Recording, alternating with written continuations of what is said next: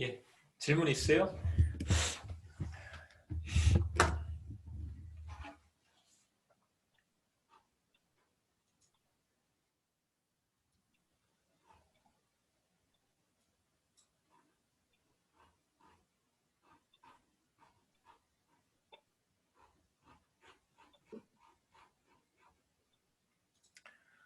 요 지난 시간에 이제 그 단기 거시 경제 모형이 가져야 되는 그 세 가지 중요한 특징에 대한 이야기를 두 가지는 했고요. 세 번째 이야기부터 시작하겠습니다.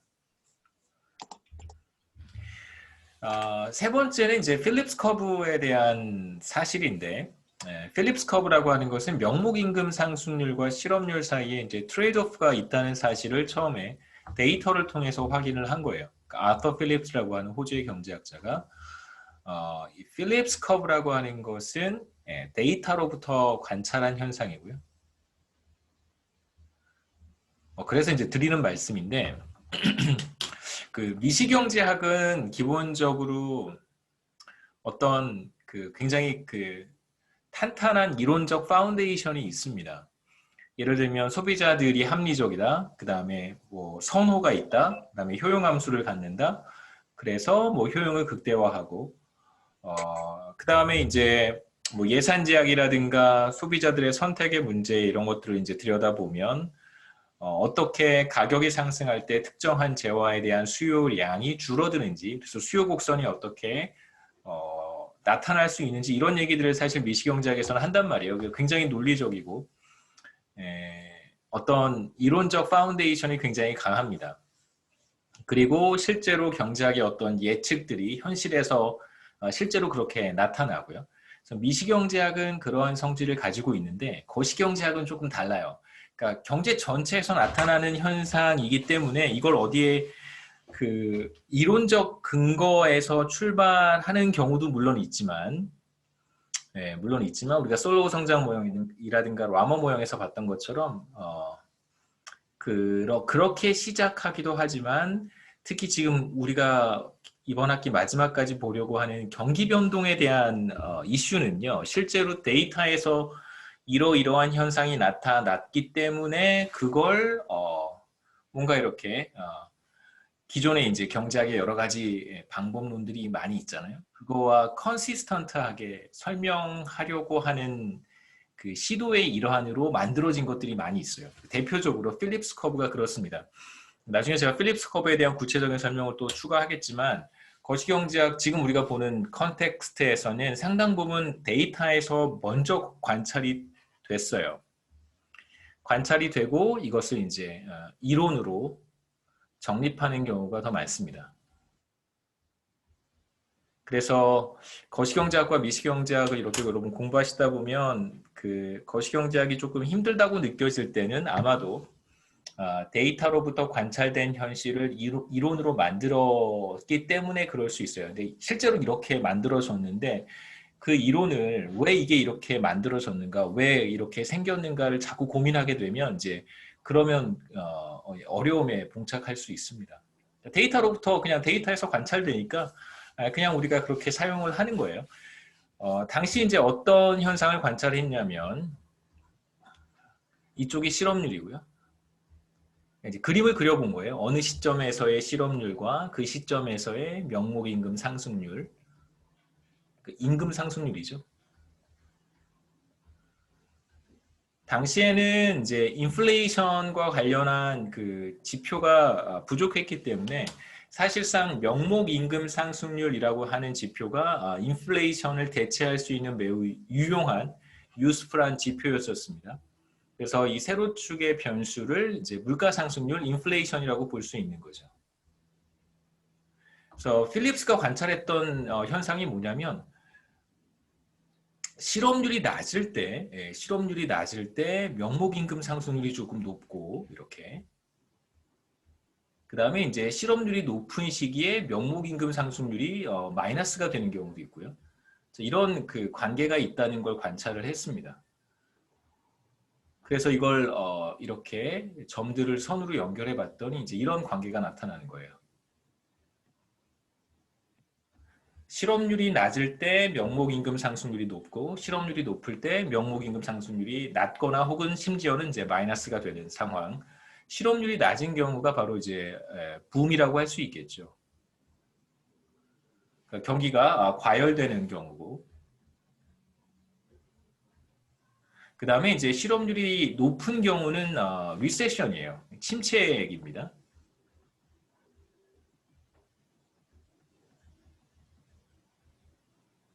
그러니까 필립스가 관찰했던 중요한 사실이 뭐냐면 이건 당시 이제 영국에서 관찰한 것이고 미국의 데이터를 이용해서도 네, 인플레이션과 실업률 사이의 관계를 봤더니 경기가 과열될 때는 물가 상승률이 이제 상승하는 그런 현상이 나타나고 반대로 경제가 리세션 상황에 들어가면 이제 물가 상승률이 하락하거나 혹은 이제 디플레이션이겠죠. 물가 상승률이 마이너스가 되는 이제 그런 현상들이 나타난다는 걸 봤어요. 그래서 이 관계를 나중에는 이제 실업률 대신에 우리가 이제 지난 시간에 봤던 GDP 갭이라고 하는 지표를 사용을 해서 그림을 그리게 되는데 실업률과 GDP 갭은 반대 방향으로 움직이겠죠. 과열일 때는 GDP 갭이 플러스 값을 갖게 될 것이고 혹은 단기 GDP, 숏런 GDP가 이 경우에는 플러스 값을 갖게 될 거고요. 트렌드보다 위쪽으로 이렇게 올라가는 기간일 테니까 그림으로 한번 그려보면 장기 트렌드가 있습니다. 이 트렌드를 Y바라고 쓰면 이렇게 올라가는 기간이 이제 과열되는 시기일 거예요. GDP 갭, YT 햇이 플러스 값을 갖는 경우가 되고 과열되는 국면이고 그 다음에 이제 다운턴을 생각해 볼 수도 있겠죠. 이렇게 다운턴으로 내려가서 리세션으로 들어가게 되면 이때는 GDP 갭이 마이너스가 될 거예요. 그래서 실업률은 반대로 움직일 테니까 이쪽의 경우에 GDP 갭은 플러스고 이쪽의 경우에 GDP 갭이 마이너스겠죠. 마이너스. 그래서 이걸 가로축의 변수를 GDP 갭로 표현을 하고 세로축의 변수를 이제 인플레이션으로 바꿔서 그려보면 똑같은 얘기를 할 수 있습니다. 다만 이제 방향이 조금 달라지겠죠. 여기가 인플레이션 레이시고요. 파이라고 쓰겠습니다. 혹은 델타 파이 뭐 상관없어요. 물가 상승률 혹은 물가 상승률의 변화분. 그 다음에 이제 가로축에는 GDP 갭을 쓰면 GDP 갭이 여기에 이제 0이 있겠죠. 그렇죠? GDP 갭이 마이너스가 된다는 얘기는 다시 말하면 침체니까요. 그럴 땐 물가 상승률이 낮거나 혹은 하락하거나 심지어는 이제 마이너스 값을 갖게 되는 경우가 있어요. 이런 이제 관계가 나타나겠죠. 그 다음에 경기가 과열되는 국면에서는 마찬가지로 물가 상승률이 상승하거나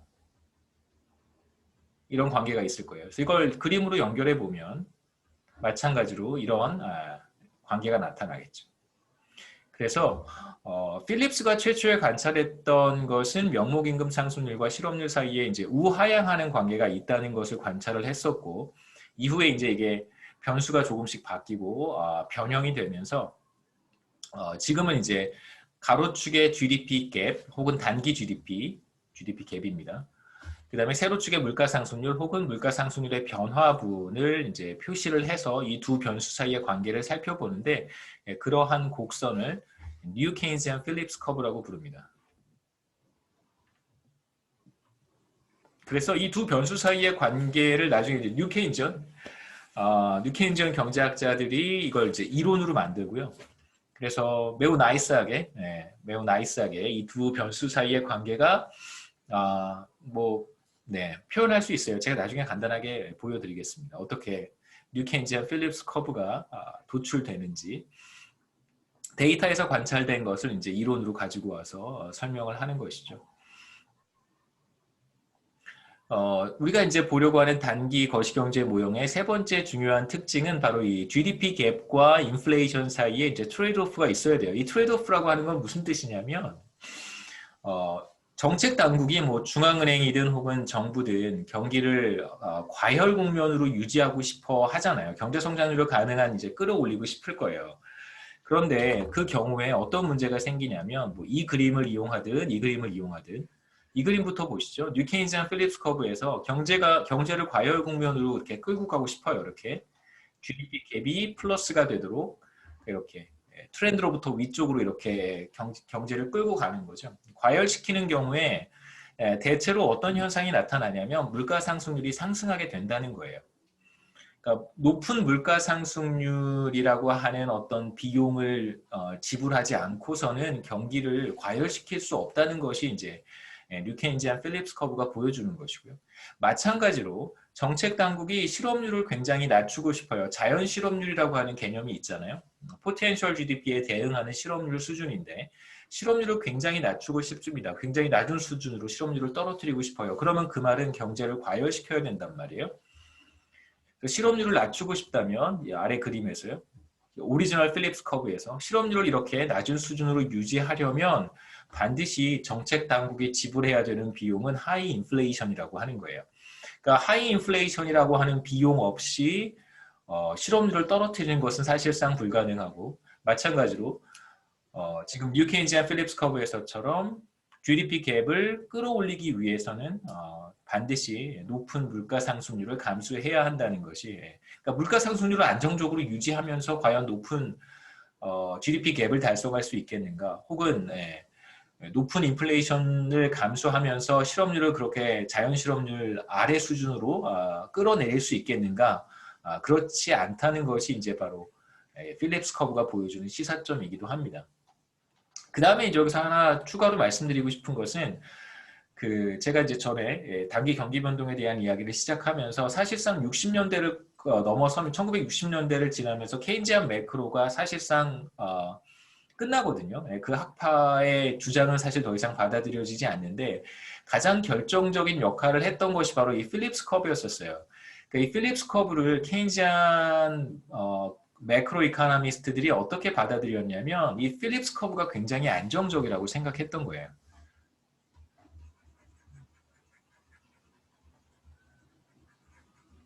그러니까 무슨 뜻이냐면 제가 오리지널 필립스 커브를 물가 상승률 혹은 뭐 명목 임금 상승률과 그 다음에 실업률 사이의 관계로 이렇게 그림을 그렸는데 이 관계가 매우 안정적이라고 생각했던 거예요. 다시 말하면 정부가 이 곡선상에서의 한 점을 선택할 수 있을 거라고 믿었던 거예요.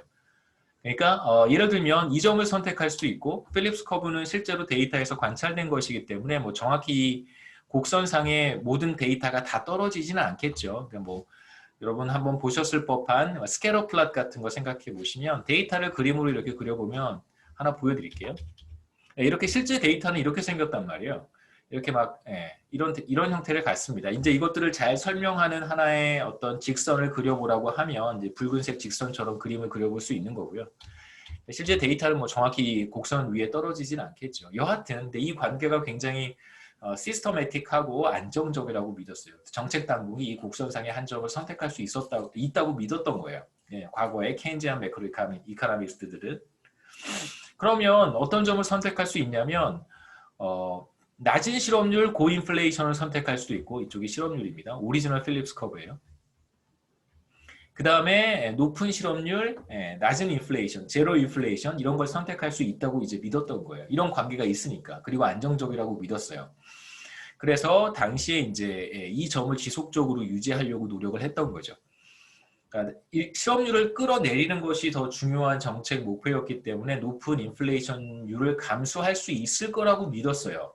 그러니까 저 점에서 거시경제가 안정적으로 유지될 수 있을 거라고 믿었는데 시간이 자꾸 지나갈수록 어떤 일이 벌어지게 되냐면 자꾸 얘가 이쪽으로 가는 거예요. 이쪽으로.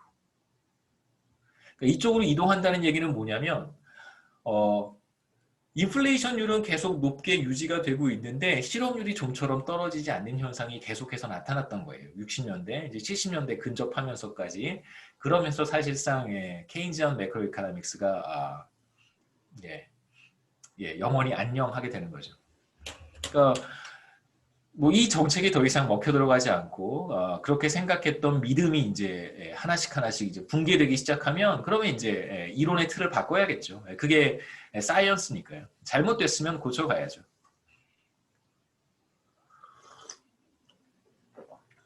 그래서 이제 우리가 보려고 하는 단기 거시경제 모형은 이제 이러한 트레이드오프가 나타나야 한다라고 하는 것이고 이 관계가 이렇게 안정적이지는 않습니다. 나중에 뭐 기회가 되면 또 말씀을 드릴게요. 필립스 커브 뭐 조금 더 보죠. 우리가 보려고 하는 필립스 커브는 기본적으로 뉴 케인지언 필립스 커브예요. 그래서 물가 상승률과 혹은 물가 상승률의 변화분 델타 파이와 GDP 갭 혹은 단기 GDP 사이의 관계를 이제 보는 것입니다. 그래서 이 두 변수 사이에 트레이드오프가 존재하고요. 제가 여기서 그림으로 그렸던 것처럼 양의 상관관계가 나타나야 돼요. 가로축의 변수가 단기 숏런 아웃풋의 경우에는 반드시 이제 우상향하는 양의 상관관계가 나타나야 됩니다. 포지티브 릴레이션십이에요. 실제로 단기에 거의 모든 국가에서 이런 관계가 관찰이 되고요. 제가 데이터 보여드리겠습니다. 잠깐 보셨지만 필립스 커브는 어떤 경제가 호황일 때 혹은 과열되었을 때 다시 말하면 actual GDP가 potential GDP보다 더 커진 상태라고 할 수 있겠죠. 장기 추세로부터 위쪽으로 벗어난 거예요. 자, 그런 경우에 이제 물가 상승률은 대체로 상승한다라고 하는 것입니다. 물론 이제 우리가 어떤 것을 수요 곡선, 뭐 공급 곡선 이렇게 얘기할 때는 실제로 곡선 하나만 놓고 보잖아요. 하지만 이제 거시경제학이라고 하는 건 그러니까 실제 데이터에서 보면 필립스 커브에 정확히 떨어지는 경우는 별로 없어요. 바깥에 막 떨어진단 말이에요. 근데 이 변수 사이에 어떤 체계적인 관계가 존재한다라고 이제 보는 것이죠. 그래서 이제 여러분들은 물론 다양한 가능성이 존재하지만 대체로 이런 현상이 나타난다는 걸 받아들이셨으면 좋겠습니다. 그 다음에 이제 두 번째는 경제가 리세션으로 들어가게 되면 다시 말해서 실제 GDP가 포텐셜 GDP보다 밑에 방향으로 떨어지게 되면 GDP 갭이 마이너스가 되는 것이고 그럴 때는 대체로 물가 상승률이 하락한다라고 얘기합니다. 물가 상승률이 상승하면 당연히 델타 파이는 0보다 큰 값을 갖게 될 것이고요. 1%였던 물가 상승률이 2%로 상승한 셈이니까 변화분은 1%포인트가 되겠죠. 그 다음에 물가 상승률이 하락한다는 얘기는 2%였던 인플레이션 레이트이 1%로 하락하게 되면 이제 1% 마이너스 2% 하면 마이너스 1%포인트가 되니까 델타 파이는 마이너스가 될 거예요. 그래서 실제로 1960년부터 제가 분기 데이터를 이용해서 한국 데이터입니다. 가로축의 변수가 단기 GDP, GDP 갭이고요. 세로축의 변수가 바로 물가 상승률의 변화분 델타 파이예요. Changes in inflation. 이 둘 사이의 관계를 그림으로 그려보면 실제로 붉은색 직선을 보지 않으면 관계를 찾기가 조금 어렵죠. 굉장히 이렇게 폭넓게 분포하고 있기 때문에 예를 들어서 반드시 여기에 떨어지거나 여기에만 떨어지는 건 아니란 말이에요. 여기 떨어지는 것들도 굉장히 많잖아요. 그러니까 경기가 과열되었음에도 불구하고 물가 상승률이 하락하는 경우예요. 이 경우가 바로 그런 경우죠.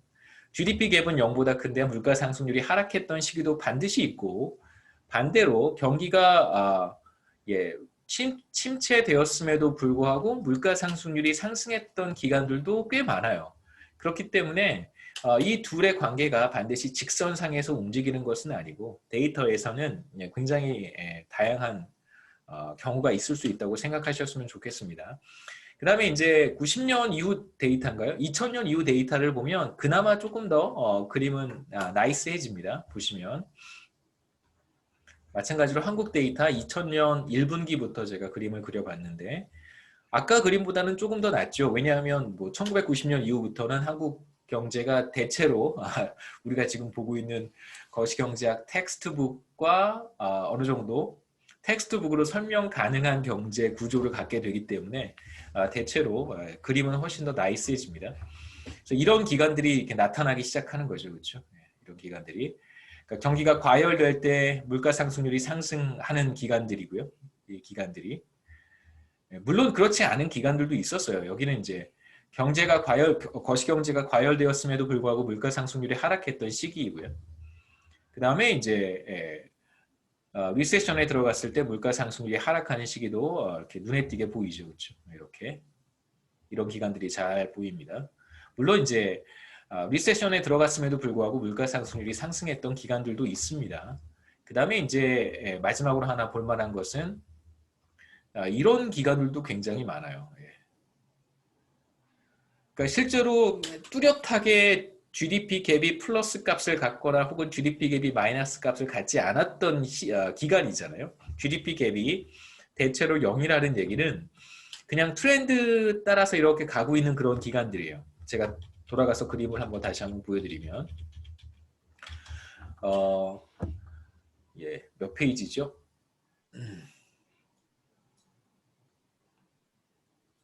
12페이지에 보시면 대체로 이런 기간들이라고 생각해 보시면 돼요. 이런 기간들. 뚜렷하게 어떤 그 경기 변동을 보여주지 않았던 기간들이 이렇게 있습니다. 이런 기간들. 이런 기간들의 경우에는 물가 상승률이 어떠했는가 봤더니 꽤 많이 변했다는 거예요. 꽤 많이. 뚜렷하게 리세션이라고 말하기도 좀 그렇고 그렇다고 또 붐이라고 말하기도 그러한 좀 애매모호한 그런 기간들을 이렇게 들여다보면 그 기간 사이에서도 물가 상승률의 변화가 상당히 컸다는 걸 우리가 확인해 볼 수 있죠. 그렇죠? 이런 기간들입니다. 물가가 상승했던, 물가 상승률이 상승했던 기간들이고 그 다음에 이 경우도 물가 상승률이 하락했던 기간들이 좀 눈에 띄어요. 그렇기 때문에 필립스 커브라고 하는 것은 정말 이렇게 직선으로 하나 뚜렷하게 관찰되는 것은 아니고 대체로 우리가 그 방향에 대해서는 어느 정도 이야기를 할 수 있다라고 생각하셨으면 좋겠고 이제 우린 이론적으로 접근할 때는 데이터를 제가 보여드렸으니까요. 이제 필립스 커브는 이 둘 사이의 관계, 다시 말하면 이 직선을 보는 것이다. 이제부터 제가 필립스 커브라고 하면 이 체계적인 관계, 시스터매틱한 관계라고 생각하셨으면 좋겠습니다. 그래서 이제부터는 이 곡선상에서만 이렇게 왔다 갔다 하는 거예요. 이 곡선을 벗어나는 현상이 나타날 수 있겠죠. 그건 필립스 커브 자체가 이동하는 거예요. 그런 경우도 가능합니다. 하지만 이제 필립스 커브는 여러분 하나의 수요 곡선, 공급 곡선 이런 것처럼 하나의 직선의 형태를 갖는다고 생각하셨으면 좋겠어요. 그 다음에 이제 미국 같은 경우에 필립스 커브 우리가 똑같이 찾아볼 수 있습니다. 대체로 48년 2분기부터 데이터가 있는데 대체로 한국 데이터와 비교했을 때 훨씬 더 좀 더 나이스하다고 볼 수 있겠죠. 1960년부터 한국 데이터랑 비교해 보시면 뭐 그놈이 그놈 같아 보일 수도 있겠지만 뭐 대체로 대체로 조금 더 잘 맞아떨어지는 것처럼 보여요. 그 다음에 팬데믹 상황이 시작되기 전에 거시경제학자들이 가졌던 굉장히 중요한 퀘스천이 뭐였었냐면 이미 뭐 이제 다 그 퀘스천은 끝났지만 물가 상승률이 굉장히 낮았었어요. 2019년까지 물가 상승률이 굉장히 낮아서 그 필립스 커브가 굉장히 플랫해진 것이 아니냐 이런 이제 의견들이 있었습니다. 무슨 뜻이냐면 이 그림하고 다음 그림하고 비교해서 보세요. 보시면 이 직선의 형태가 훨씬 더 플랫하죠, 그렇죠? 이 직선과 붉은색 직선과 이 직선이 비교해 보면 이게 더 플랫합니다. 물론 이제 이건 팬데믹 상황인데요. 코로나 바이러스 때문에 나타났던 그때 당시 작년 기억에 한 3분기, 2분기에서 3분기쯤 되는데요. 미국 경제가 굉장히 크게 위축됐던 시기이기도 합니다. 그러면서 동시에 물가 상승률이 하락했던 기간이기도 하죠. 대체로 2000년 이후 데이터를 보면 필립스 커브 관계가 조금 더 이렇게 플랫해졌다는 걸 볼 수 있어요. 과거에는 이랬었다면 지금은 약간 이렇게 플랫해진. 그래서 뭐 팬데믹 시작하기 전에는 왜 필립스 커브가 이렇게 플랫해졌는가에 대한 그 퀘스천들을 많이 가지고 매크로 이코노미스트들이 연구를 많이 했었는데 지금은 이제 완전히 이슈가 달라져가지고 앞으로 물가 상승률이 이제 상승할 일만 남았잖아요. 경제는 이제 붐으로 들어갈 거고 뭐 얼마나 빨리 들어갈지는 잘 모르겠습니다만 이제 이쪽 방향으로 가는 거죠, 그렇죠? GDP 갭이 이쪽 방향으로 가고 그러면 필립스 커브에 따라서 물가 상승률은 빠르게 상승할 가능성이 굉장히 높습니다. 그다음에 이제 그에 덧붙여서 우리가 인플레이션 지난 전전 챕터에서 봤던 것처럼 사실 명목 변수가 물가 상승률을 촉발한다는 거잖아요.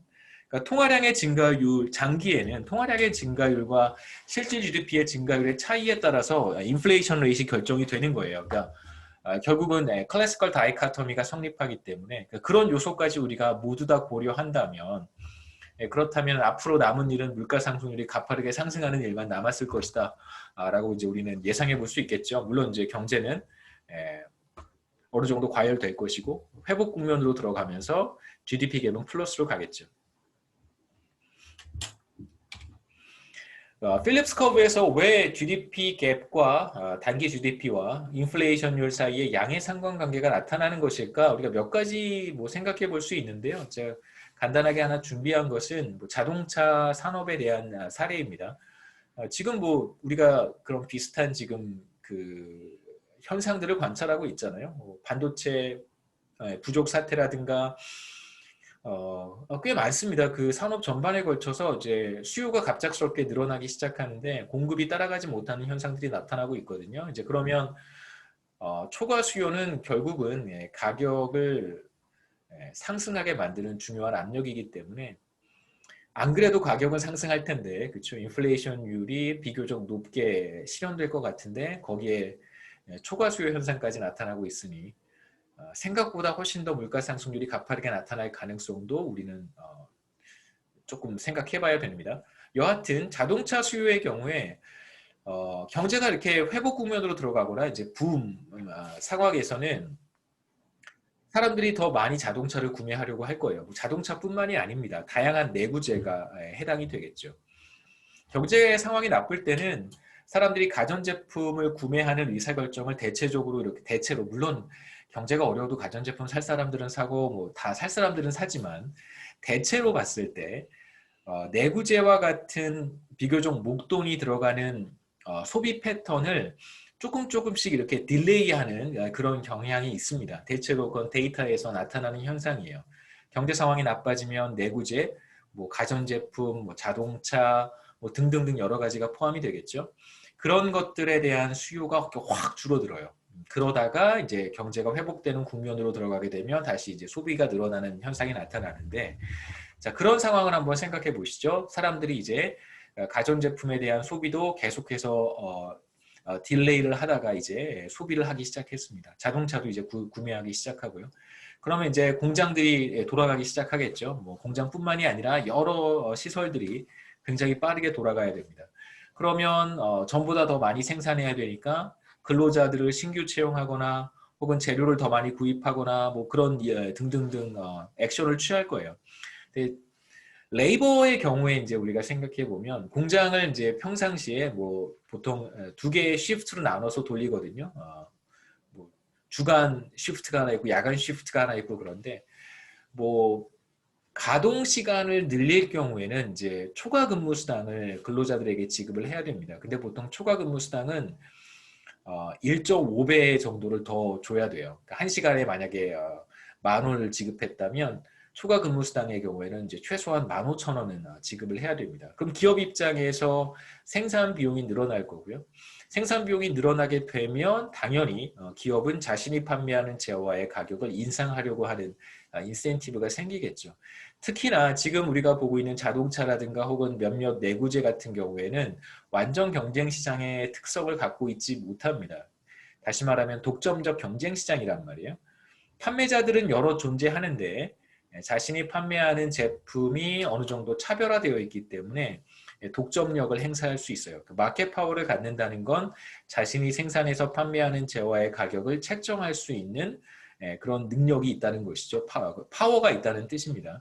그러면 당연히 생산 비용이 전보다 늘어났으니까 과열 국면에서 전보다 더 많은 노동 비용을 지불해야 될 것이고 전보다 더 많은 재료 비용을 지불해야 될 거예요. 이제 그러다 보면 그러한 비용 상승이 재화의 가격 인상으로 자동차 가격 상승으로 연결될 것이고 이러한 일들이 경제 전체에 동시다발적으로 나타날 테니까 그러다 보면 이제 물가 상승률이 상승하는 그런 현상이 나타나겠죠. 그래서 경기가 과열될 때 물가 상승률이 상승하는 현상이 나타날 수 있습니다. 대체로 나타나요.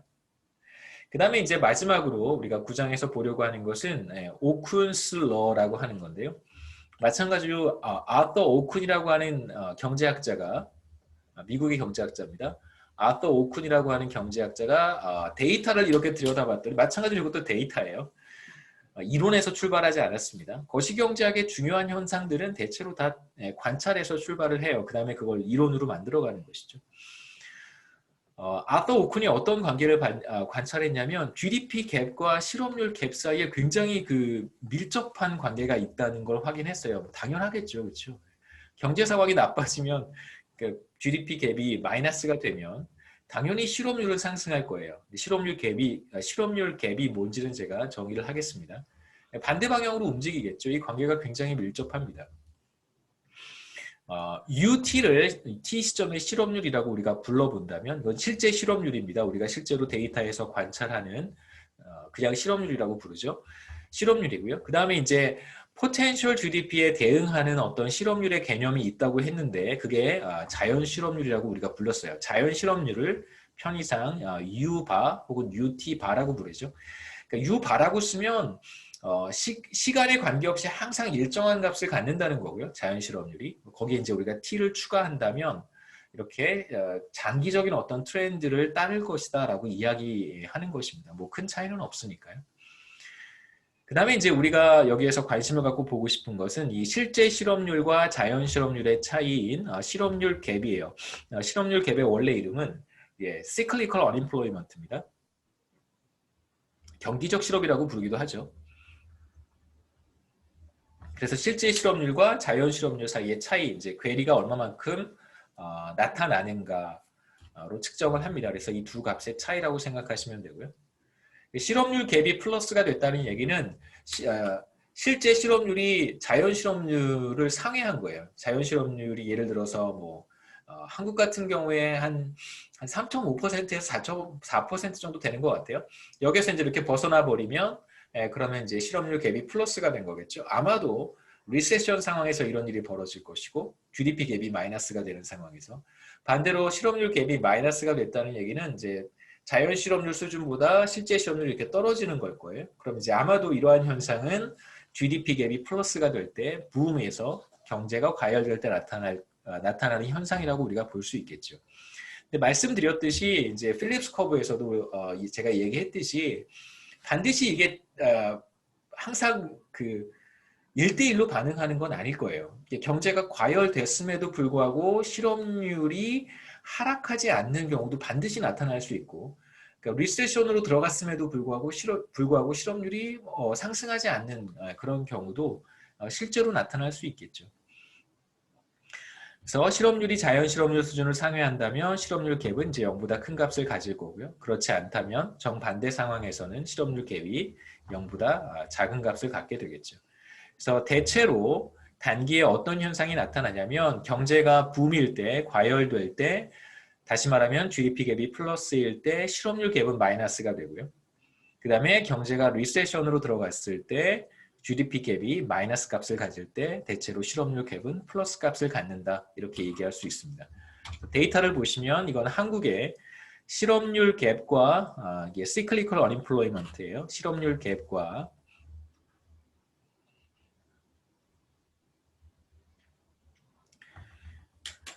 가로축의 변수는 GDP 갭 사이의 관계입니다. 1990년 데이터가 프레드라고 그래서요. 여러분 구글에서 프레드 치시면 맨체스터 유나이티드의 축구 선수 프레드 말고요. 페더럴 리저브 뱅크의 이코노믹 데이터들을 다 모아놓은 하나의 리저브가 있는데 그 데이터 시스템을 이제 프레드라고 부릅니다. 구글에서 프레드 치시면 여러분 접속해서 굉장히 많은 데이터를 보실 수 있을 거예요. 가로축의 변수가 GDP 갭입니다. 한국 데이터의 경우에도 실업률 갭과 GDP 갭 사이에 굉장히 밀접한 관계가 나타나는 걸 볼 수 있죠. 그렇죠? 예. 관계가 잘 나타납니다. 그래서 경제가 과열되었을 때 실업률 갭이 대체로 0보다 작은 값을 갖죠. 그렇죠? 필립스 커브보다 훨씬 더 나이스해 보여요. 그 다음에 이제 경제가 리세션으로 들어갔을 때 이쪽이 리세션이죠. 그렇죠? 리세션으로 들어갔을 때 대체로 실업률 갭은 0보다 큰 값을 갖는다는 걸 이제 우리가 확인할 수 있어요. 물론 그렇지 않은 경우도 많이 있죠. 여기 있는 관측치들은 그런 모습을 보이지 않는 경우들이라고 할 수 있습니다. 그 다음에 2000년 이후의 데이터는 통계청에서 한국은행 이코스라든가 혹은 통계청에서도 확인해 볼 수 있는데 2000년 이후 데이터는 그렇게 썩 오큰의 법칙이 잘 나타나지는 않습니다. 저는 그래서 말씀드렸듯이 90년 이후 데이터를 더 선호하고요. 대체로 뭐 나쁘진 않은데 이렇게 그림을 한번 그려보면요. 이렇게 떨어지는 여기에 이제 떨어지는 관측치들이 많아서 이렇게 그림이 썩 나이스해 보이진 않죠. 하지만 뭐 어느 정도 우리가 오큰의 법칙이 나타난다는 얘기는 할 수 있습니다. 그래서 오큰의 법칙도 마찬가지로 실제 데이터에서는 막 이렇게 산발적으로 나타나겠지만 우리 관심사는 마치 꼭 이 붉은색 직선상에서 나타나는 것처럼 생각하겠다라는 것이죠. 미국 데이터입니다. 미국 데이터는 훨씬 더 나이스하죠, 그렇죠? 자, 요건 아까 말씀드렸던 바로 팬데믹 상황에서 물가 상승률이 이제 죄송합니다. 실업률 갭이 엄청나게 상승했던 시기이기도 해요. 20% 실업률이 20%를 넘었었으니까요, 당시에. 네, 오쿤의 법칙을 요약해서 말씀을 드리면 GDP 갭과 실업률 갭 사이에 이런 관계가 있는 거예요. 이게 바로 실업률 갭이죠. U hat. 실업률 갭은 GDP 갭의 마이너스 0.5배 정도 차이가 난다라고 하는 게 바로 오쿤의 법칙입니다. 이렇게 관계를 찾아냈어요. 사실 오쿤의 법칙은 매크로 모형에서는 잘 쓰지는 않습니다. 그러니까 그 실업률이 결정이 되는 메커니즘은 또 굉장히 복잡하거든요. 네, 굉장히 복잡하기 때문에 그러니까 GDP가 결정이 되는 메커니즘은 사실 그렇게 복잡하진 않아요. 우리가 생산함수를 통해서 이야기했으니까. 하지만 실업률이 어떻게 결정이 되는지에 대한 이야기는 제가 사실상 한 챕터를 건너뛰었기 때문에 노동시장에서 이야기를 했었어야 되는데 노동시장을 건너뛰었어요. 그래서 실업률이 어떻게 결정이 되는지에 대해서는 많은 이야기를 하지 않았고 설령 제가 이 이야기를 했다고 하더라도 사실 실업률이 결정되는 건 꽤 복잡합니다. 그래서 이제 오쿤의 법칙을 그대로 적용하지는 않고 뭐 간접적으로 오쿤의 법칙을 사용하는 그런 이제 연구들을 많이 하기는 하는데요. 그냥 오쿤의 법칙은 아마도 제 생각에 9장에서 잠깐 언급하고 나중에 기회가 되면 뭐 한 번 정도 더 얘기할 수 있을 것 같아요. 반대로 필립스 커브는 계속해서 나타납니다. 계속해서 마지막까지 이야기할 거예요. 오큰의 법칙이 보여주는 건 뭐냐면 단기에 GDP 갭이 포텐셜 GDP 수준에서 2% 벗어난다면 다시 말해서 GDP 갭이 2%가 된다면 그렇다면 실업률 갭은 정확히 1%가 된다. 마이너스 1%가 된다. 이런 뜻입니다. 그래서 뭐 예를 들어서 자연 실업률이 5%였고요. 그 다음에 GDP 갭이 마이너스 2%였다고 한번 해보죠. 다시 말하면 리세션 상태에 있는 거죠. 그렇죠? 자, 그러면 실업률이 얼마로 예상이 될까? 쉽게 계산할 수 있을 거예요. 그렇죠? 이렇게 표현할 수 있으니까 이건 이제 실업률 갭을 표현한 거고요. 자연 실업률을 이렇게 오른쪽으로 넘겨서 다시 이렇게 표현을 한 것입니다. 그러면 자연 실업률이 5%, GDP 갭이 마이너스 2%니까 실업률은 액추얼 실업률은 이제 6% 정도가 될 것이다라고 우리가 예상해 볼 수 있겠죠. 간단한 엑서사이즈입니다. 여기까지가 9장의 내용인데 혹시 질문 있으세요?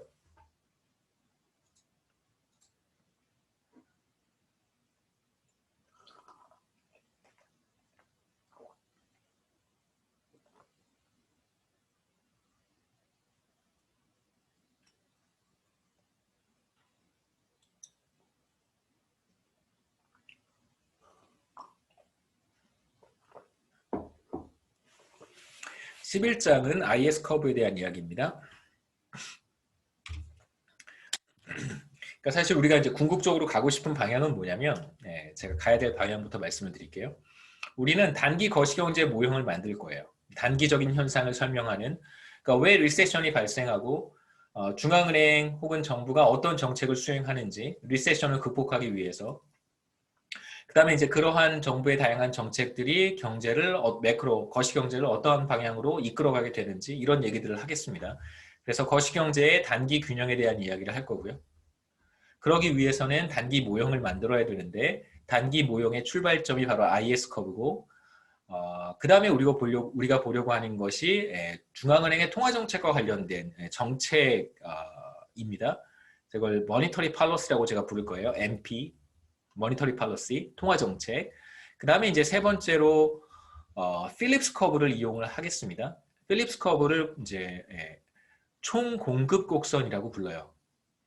AS 커브라고 부릅니다. 총 공급 곡선. 그래서 이 세 가지를 가지고 총 수요, 총 공급 모형을 만들 거고 IS 커브와 중앙은행의 통화 정책이 묶여서 이게 바로 총 수요 곡선이 되고요. 거시경제 전체의 일종의 어떤 수요 측면을 설명하는 약간은 정확한 개념은 아니지만 이제 쉽게 말씀드리면 AD, Aggregate Demand라고 하는 총수요 곡선 도출할 거고요. 그래서 총수요, 총공급 곡선을 이용을 해서 단기 거시경제의 균형에 대한 이야기를 할 거예요. 그래서 그 과정의 첫 번째 스텝으로 여기에서 이제 IS 커브를 볼 거고요. 다음 챕터로 넘어가서는 중앙은행의 통화정책과 AS 곡선에 대한 이야기를 하고 그 다음에 넘어가서 다음 챕터에 가서는 이제 단기 균형에 대한 이야기를 하도록 하겠습니다.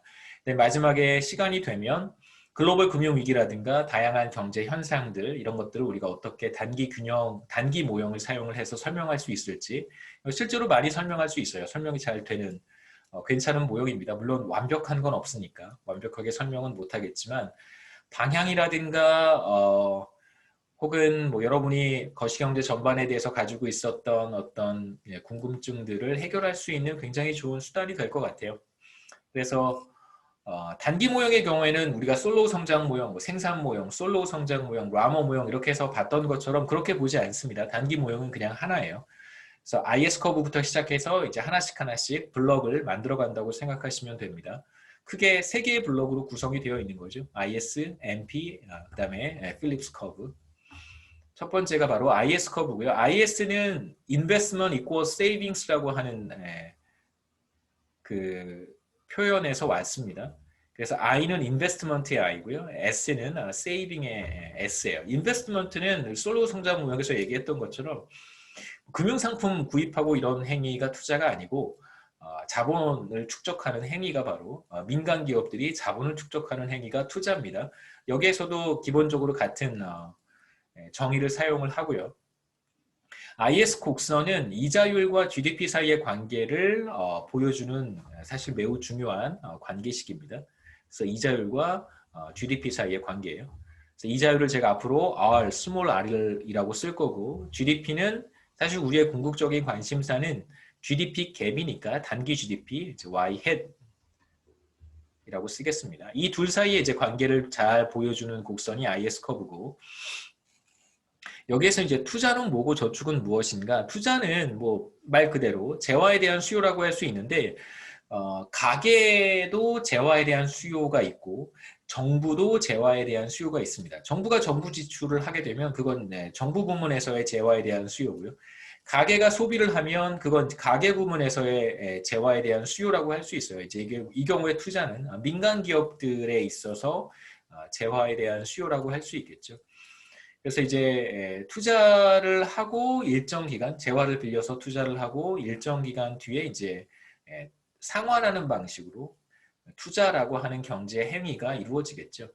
그다음에 이제 그에 상응하는 일정한 사용료를 지불을 해야 됩니다.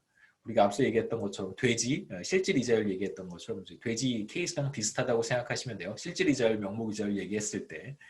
그다음에 이제 저축은 재화에 대한 공급입니다. 일정 기간 재화를 빌려주고 그 대가로 이제 사용료를 받겠죠. 그래서 투자와 저축이 투자는 민간 기업 부문에서의 재화에 대한 수요가 될 것이고 저축은 민간 부문에서 정부적 투자도 물론 있겠지만 우리가 정부 퍼블릭 섹터는 그렇게 크게 염두에 두진 않겠습니다. 그러니까 민간 부문이 재화를 공급할 거예요. 그게 이제 저축이 되겠죠. 그래서 투자와 저축이 같아지는 점 쉽게 생각해 본다면 여기가 이제 투자는 일종의 공급이라고 생각할 수 있을 테니까요. 투자 곡선을 우리가 생각해 볼 수 있고 그 다음에 이제 죄송합니다. 저축이죠. 그 다음에 이제 민간 부문에서 재화에 대한 수요를 보여주는 투자 곡선을 생각해 볼 수 있을 거예요.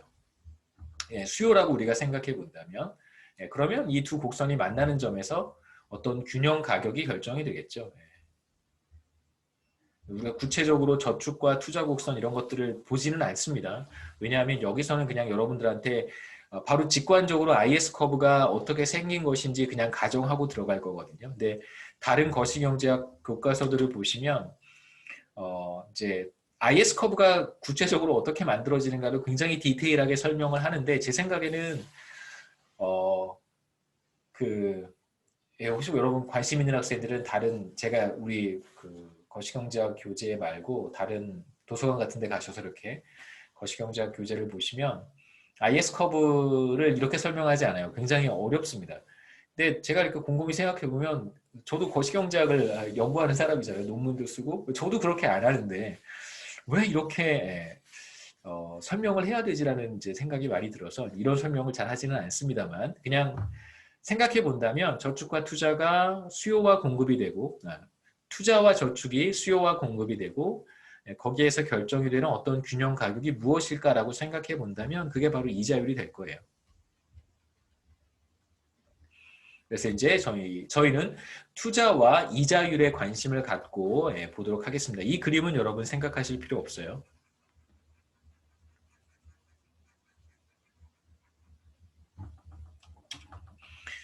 자, IS 곡선을 봐야 되는 이유는 뭐냐면 실제로 단기에 거시경제에서 어떤 거시경제라고 하면 이제 국가경제 정책을 얘기하는 것입니다.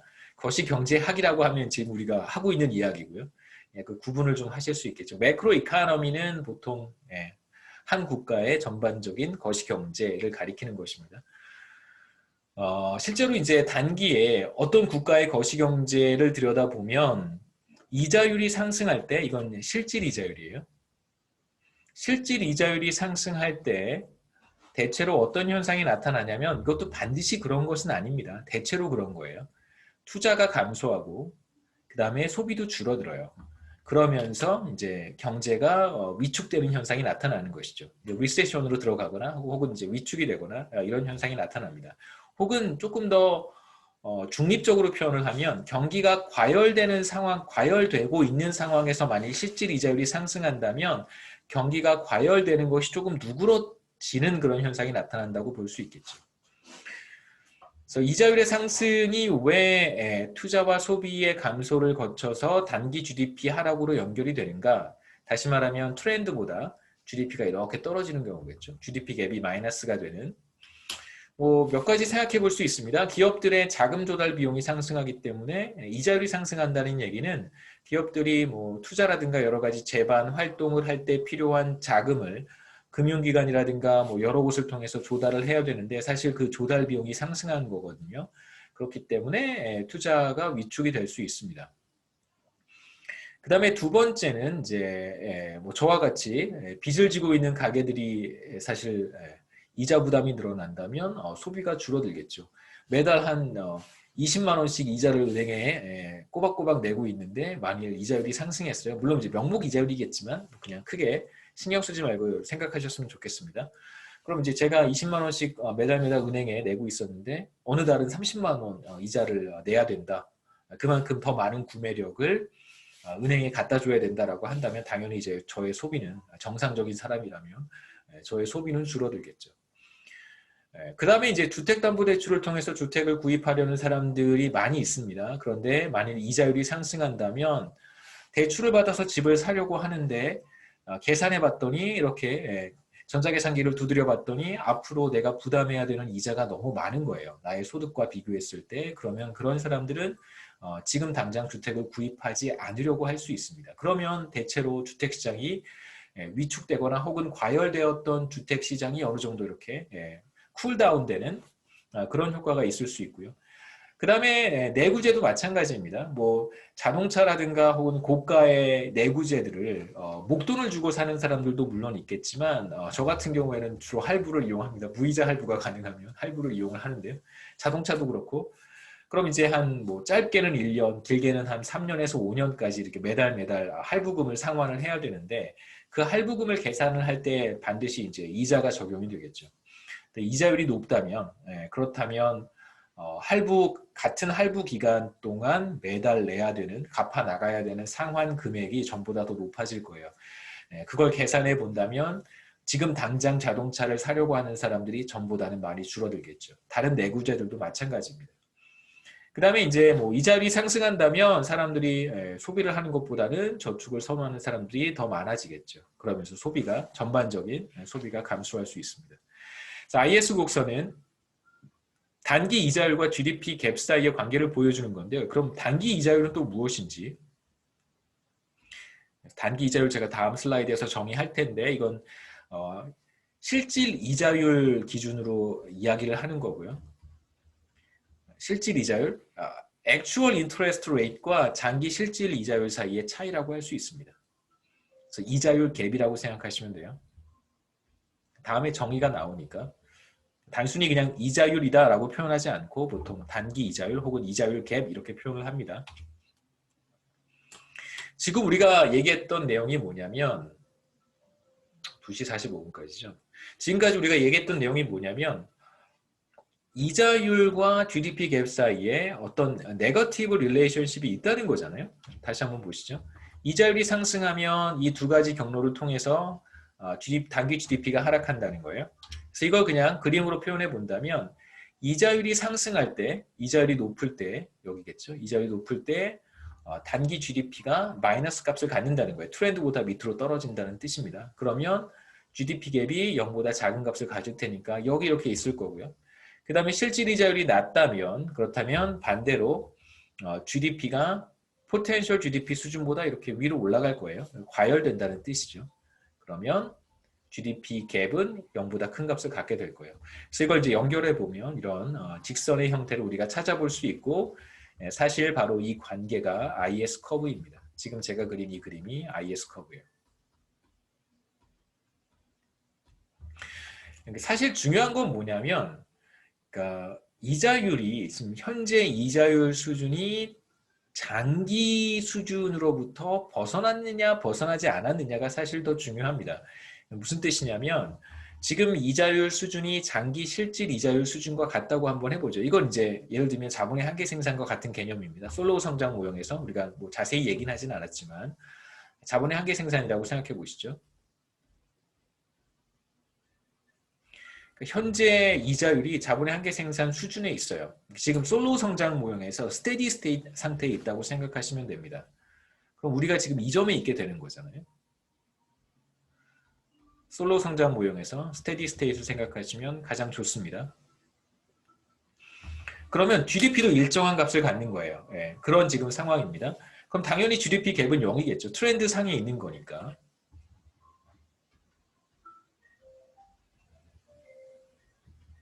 그래서 IS 커브는 반드시 어떤 점을 지나야 되냐면요. 솔로우 성장 모형에서 우리가 이야기하는 어떤 스테디 스테이트과 같은 점을 지나야 돼요. 그래서 실질 이자율이 자본의 한계 생산과 같아진다거나 혹은 다른 말로 장기 실질 이자율 수준에 있다면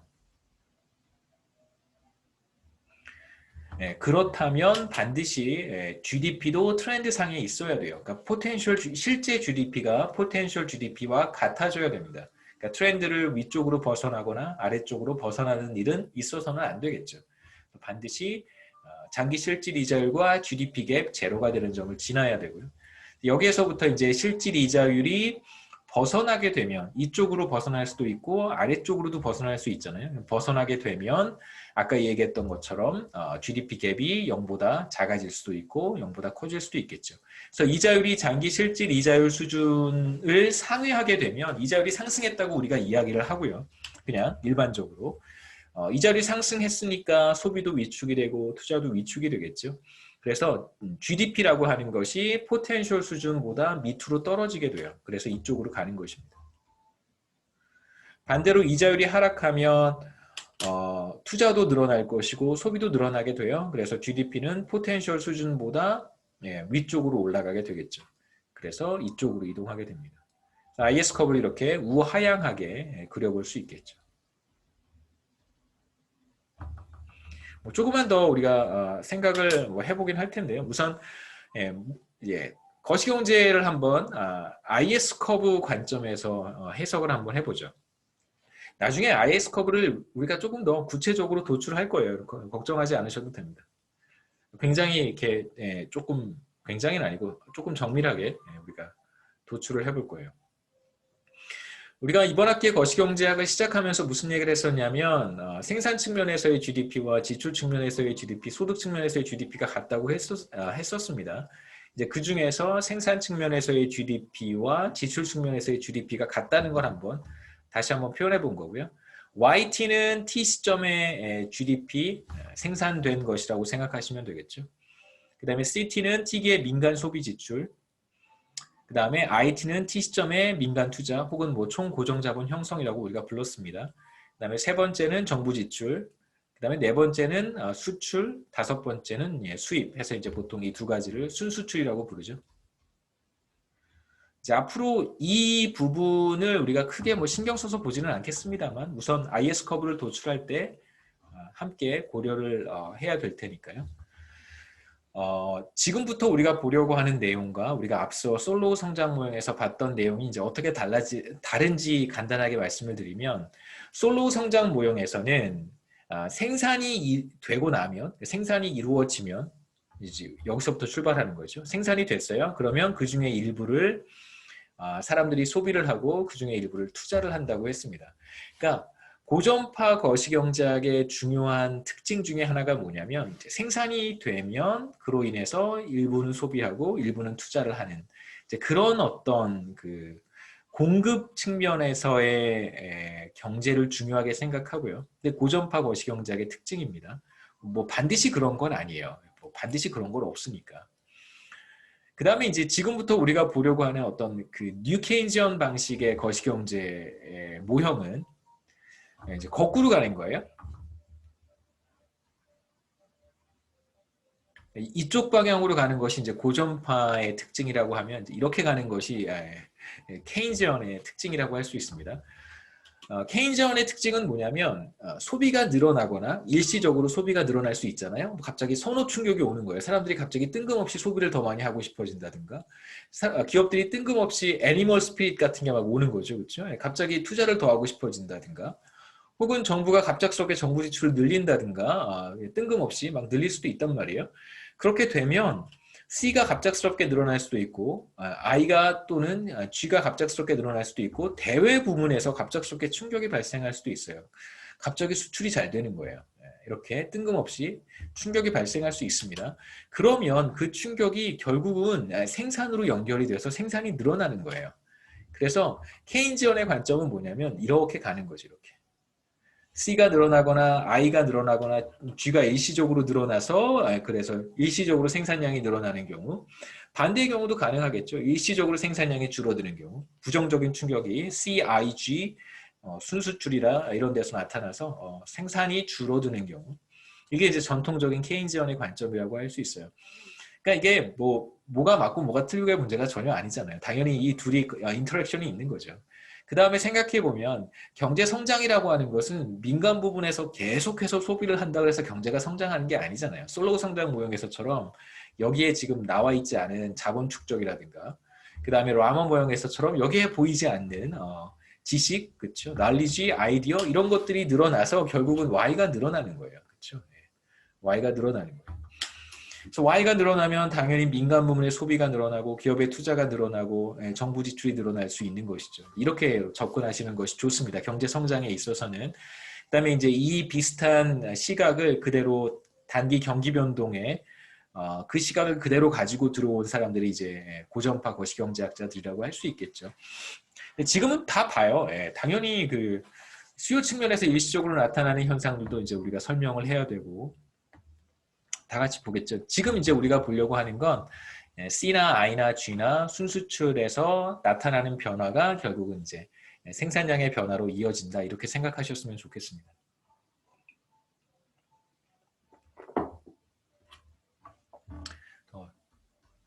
나이가 드니까 자꾸 말만 많아져서 죄송하긴 한데요.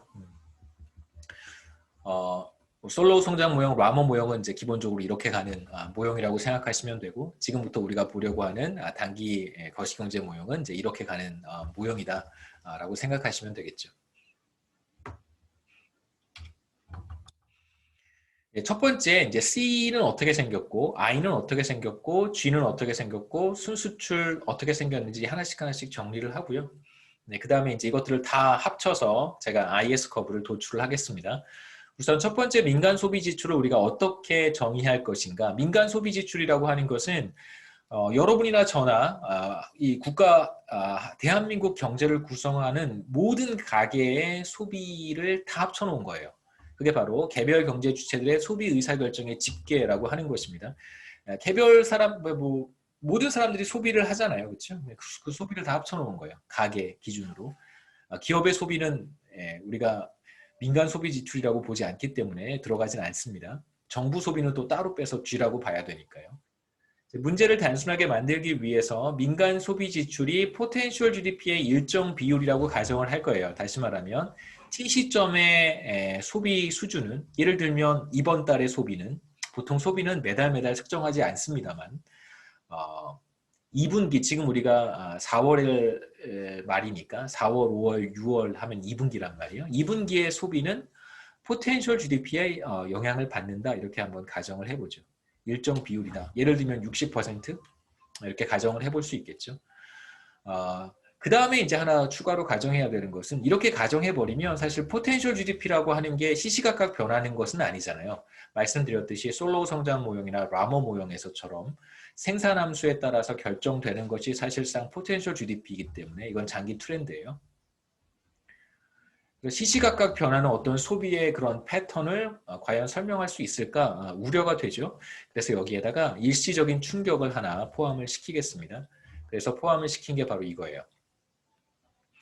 그래서 AC는 항상 포텐셜 GDP의 일정 비율만큼 소비한다. 다시 말해서 소비에 어떠한 충격도 나타나지 않는다면 우리 1년 전에 비슷한 상황을 겪었잖아요. 많은 사람들이 이제 코로나 바이러스가 얼마나 위험한지에 대한 그 정보가 부족했었기 때문에 사실상 굉장히 조심스럽게 행동을 했던 것 같아요. 저도 그랬고 가급적 진짜 그 사회적 거리두기 열심히 지키고 외출 삼가하고 식당이라든가 이런 데 가서 식사하는 거 가급적 웬만해서는 피하고 그랬었는데 지금은 이제 어떤 방식으로 이게 감염이 되고 어떤 식으로 어떨 때 조금 안전하고 어떨 때 위험한지에 대한 어느 정도 충분한 지식이 이제 확보가 된 거죠. 대체로 이렇게 최근에 이건 쓸데없는 얘기긴 한데요. 최근에 이제 MIT에서 그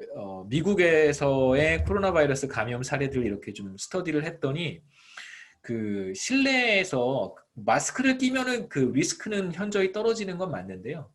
그러니까 실내에서 거리두기를 한다고 해서 그게 그렇게 큰 영향이 있는 건 그 효과가 있는 건 아니라는 결과가 있습니다. 그러니까 결국은 실내 공기가 얼마만큼 오염되어 있는가, 바이러스에 얼마만큼 오염되어 있는가가 사실 더 중요한 것 같고요. 그러니까 대체로 야외에서는 뭐 조금 뭐 바로 붙어서 뭔가 이렇게 대화를 한다든가 마스크를 벗고 대화를 한다든가 뭐 식사를 하면 그거는 뭐 당연히 감염이 될 수 있는데 야외에서 마스크를 벗고 이렇게 일정한 거리를 두고 있으면 그 바이러스가 공기 중에 다 거의 뭐 희석이 되기 때문에 큰 문제는 없다는 게 뭐 MIT 뭐 연구진의 연구 결과였었습니다. 저도 이렇게 좀 들여다봤는데요. 뭐 이렇게 썩 도움이 되진 않죠. 뭐 그걸 안다 그래서 뭐 이렇게 달라지겠어요, 그렇죠? 여하튼 충격이 발생하지 않는다면 여기서 충격이 발생하지 않는다면 항상 포텐셜 GDP의 일정 비율만큼 소비를 하게 되는 것이고요. 그 다음에 우리가 1년 전에 경험했던 것처럼 다양한 충격이 나타날 수 있습니다. 1년 전에는 부정적인 충격이었던 거죠. 마이너스 충격이 오게 되면 일정 비율 항상 소비를 하다가 어떤 외부적인 충격으로 인해서 소비가 확 감소할 수 있어요. 포텐셜 GDP가 변화하지 않았음에도 불구하고 부정적인 충격이 오면 소비가 확 줄어들 수 있겠죠. 이러한 소비 충격을 보통 우리가 선호 충격이라고 부릅니다. 프리퍼런스 샥이라고 불러요.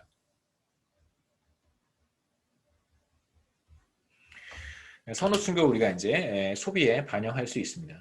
여기서 세 가지 중요한 의미가 있는데 첫 번째는 민간 소비 지출 C라고 하는 것은 포텐셜 GDP의 일정 비율이다라고 하는 거고요. AC, 뭐 60%면 60% 정도. 그 다음에 이제 민간 소비 지출을 결정하는 포텐셜 GDP라고 하는 것은 단기에 변하지 않는 거예요. 우리가 계속해서 이야기를 했었습니다. 그렇기 때문에 샥이라고 하는 컴포넌트가 없으면 민간 소비 지출도 사실상 변해서는 안 되는 거예요. 단기에. 하지만 단기에 소비가 크게 변한단 말이에요. 이걸 우리가 설명하기 위해서 충격이라고 하는 컴포넌트를 포함을 시켰습니다. 첫 번째 하나씩 보죠. 첫 번째 모든 사람들은 자신의 소득의 일정 비율을 이제 소비한다. 예를 들면 60% 이걸 우리가 소비 성향이라고 불러요. propensity to consume이라고 부릅니다. 소비 성향, 그 다음에 뭐 한계 소비 성향 이런 개념도 있는데 나중에 나오면 제가 말씀드릴게요. 100명의 움파룸파로 구성되어 있는 이제 윌리 원카의 초콜릿 팩토리를 생각해 보면 모든 사람이 동일해요. 그 다음에 한 해 동안 생산된 어떤 것, 뭐 GDP라고 한번 해보죠. 생산된 것 Y바를 모든 운파 룸파들에게 균등하게 배분했다고 한번 가정해 보겠습니다. 그래서 모든 운파 룸파, 100명의 운파 룸파는 소득이 동일해요. 그리고 모든 사람들은 자신의 소득의 일정 비율, 예를 들면 60%만큼을 소비를 한다고 한번 해보죠. 소득이 같고 소비 성향이 동일하니까 propensity to consume이 동일하니까 소비량도 똑같을 거예요. 모든 사람들이 다 똑같이 소비합니다. 그런 경우를 생각해 보자는 거예요. 그럼 모든 사람들의 소득의 합은 얼마가 될까? 그러니까 Y끼리 다 더하면 되겠죠. 그렇죠? 그러면 이제 Y바, GDP가 될 거예요. 그래서 potential GDP라고 한번 생각해 보죠. 왜냐하면 생산된 것을 모두 균등하게 나눠줬으니까. 나눠준 걸 다시 합치면 GDP와 같아지겠죠. 그 다음에 이제 소비를 모두 더해 보겠습니다. I번째 운파 룸파의 소비는 자신의 소득의 일정 비율이었었어요. 그 다음에 일정 비율은 모든 운파 룸파가 동일하다고 이야기를 했었으니까 이걸 다 더하는 거나 이걸 다 더하는 거나 똑같겠죠. 그렇죠? 네. 그래서 모든 운파 룸파의 소비를 다 더해서 이걸 이제 경제 전체의 민간 소비 지출이라고 부르는 거고요. 이렇게 해서 계산하는 것입니다. 그 다음에 이제 C가 어떻게 되냐면 이걸 다 더해서 구할 수 있겠죠. 이걸 다 더하면 AC는 모든 사람이 똑같으니까 소득만 합치면 될 거예요. 그래서 경제 전체의 민간 소비 지출은 모든 운파 룸파의 소비의 합은 경제 전체의 포텐셜 GDP의 일정 비율이 된다는 걸 이제 우리가 간단하게 확인해 볼 수 있습니다. 그러니까 뭐 극단적인 경우에 모든 경제 주체가 동일할 때의 이야기이기는 하지만 이걸 그냥 우리가 현실에 그대로 적용할 수 있어요. 모든 사람들의 소비는 다 다릅니다. 하지만 그냥 다 합치면 되는 거예요. 모든 사람의 소비를 그냥 다 합치면 돼요. 근데 현실에서는 propensity to consume도 다 다를 거예요. 소비 성향도. 어떤 사람은 소득의 40%만 소비하는 사람도 있고 어떤 사람은 소득의 90%를 소비하는 사람도 있을 수 있습니다. 혹은 100%를 다 소비하는 사람도 있을 수 있어요. 그런 사람들을 우리 이제 hand to mouth consumer라고 부릅니다. 자신의 소득을 모두 다 소비해버리는 사람, 저축을 전혀 하지 않는 사람인데요. 그렇다고 하더라도 우리가 모두 다 더해서 이렇게 계산하면 되겠죠. 모두 다 더하는 거예요. 그 사람들의 소비, 어떻게 소비했는지는 알 수 없습니다만 다 소비를 더해요. 그 다음에 경제 전체의 포텐셜 GDP로 나눠요. 그럼 이제 AC라고 하는 비율을 거꾸로 찾아낼 수 있는 거죠. 여기에서는 우리가 AC가 주어져 있다고 가정을 하는 것입니다. 반대로. 두 번째는 포텐셜 GDP에 따라서 민간 소비 지출이 결정이 된다. 일정 비율이다라고 우리가 가정을 했는데 사실 현실에서는 민간 소비 지출이 시시각각 변하는 어떤 소득에도 어느 정도 영향을 받을 수 있습니다. 무슨 얘기냐면 제가 한번 해보죠. 여기에 우리가 포텐셜 GDP와 GDP 갭 사이에 어떤 관계가 있냐면 GDP 갭을 이렇게 표현했었어요. 이게 바로 GDP 갭이고 이제 이걸 다시 쓰면 이렇게도 쓸 수 있겠죠. 마이너스 1. 그래서 양변에 1을 더하면 1 플러스 GDP 갭은 Y 나누기 포텐셜 GDP가 됩니다. T를 다 쓸까요? 이렇게.